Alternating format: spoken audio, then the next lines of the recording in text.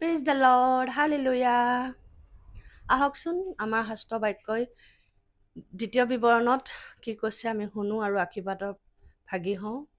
তুমি যদি তোমাৰ ঈশ্বৰ জিহুৱাৰ আজ্ঞাবোৰ পালন কৰা আৰু তেওঁৰ পথত চলা, জিহুৱাই তোমাৰ আগত শপত কৰাৰ দৰে তোমাক নিজৰ এক পবিত্ৰ প্ৰজা কৰিব।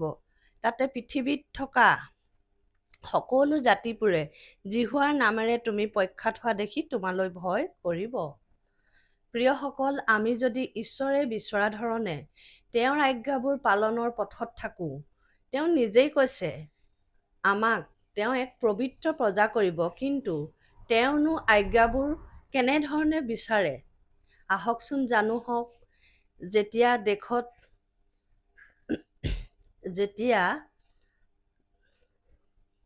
দেশত ইজৰাইলীয়া জাতিবিলাক বন্দী হৈ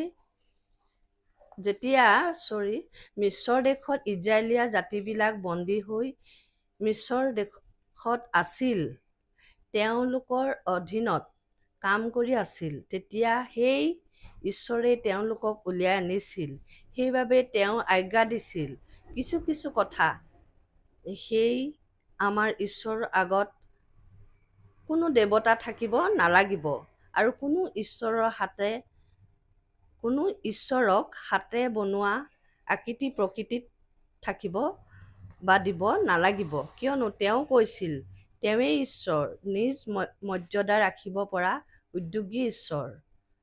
মানে আমাক শেষলৈকে চলাওঁতা তেওঁৰ শক্তি আছে। আমাক দিয়া আজ্ঞা আৰু এদিন হ'ল 6 দিন কাম কৰি সপ্তম দিনা আমি অৰ্থাৎ দেওবাৰ দিনটো বিশ্ৰাম দিন হিচাপে লৈ কেৱল ঈশ্বৰকহে আৰাধনা কৰা, গীৰ্জা যোৱা দিন মান্য কৰিব লাগে। আৰু সেই দেওবৰীয়া দিনত আমাৰ পুঁজি আনকি আমাৰ বন্দী বেটী অৰ্থাৎ কাম কৰা মানুহকো ৰেহাই দিব কৈছে। আকৌ ডাঙৰ আজ্ঞা, নৰবধ নকৰিবা, ব্যভিচাৰ নকৰিবা, চুৰ নকৰিবা, লোকৰ অহিতে সাক্ষ্য নিদিবা, লোকৰ তিৰোতালৈ লোভ নকৰিবা, লোকৰ মাটি-বাৰী, বন্দী বেটী, গৰু গাধ, খেতি বাতি কোনো বস্তুলৈ লোভ নকৰিবা।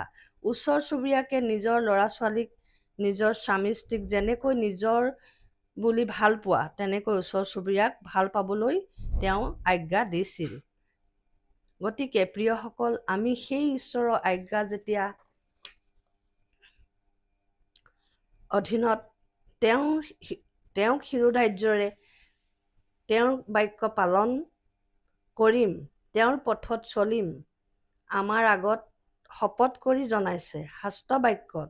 তেওঁ আমাক পবিত্ৰ প্ৰজা কৰাৰ উপৰিও পৃথিৱীত থকা সকলো জাতিবোৰৰ আগত জিহুৱাৰ নামেৰে আমাক প্ৰখ্যাত কৰি সকলো জাতিৰ আগত আমাক জিহুৱাৰ নামেৰে ভয় কৰাব আৰু আমাক ইমানেই তেওঁ আশীৰ্বাদ কৰিব। প্ৰিয়সকল, সেয়ে আহকচোন তেওঁৰ বাক্যত বিচৰা ধৰণে তেওঁৰ পবিত্ৰ প্ৰজা হৈ সকলো আশীৰ্বাদৰ ভাগি হওঁ এটি চমু প্ৰাৰ্থনাৰে।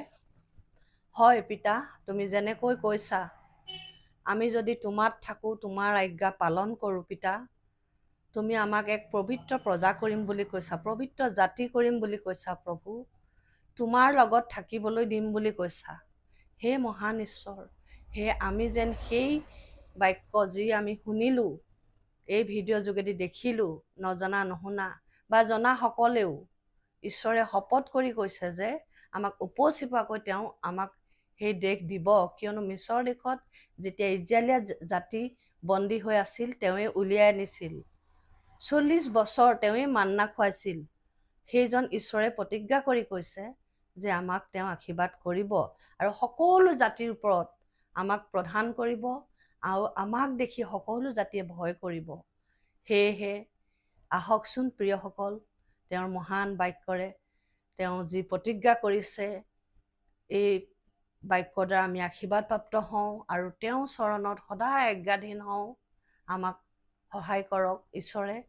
মোৰ এই চুটি প্ৰাৰ্থনাৰ দ্বাৰা সকলো মোৰ ভাই ভনী, আই বোপাই, বন্ধুবৰ্গ যত যিমান আছে সকলোৱে যেন আশীৰ্বাদৰ ভাগী হয়। ধন্যবাদ। আমেন। Praise the lord.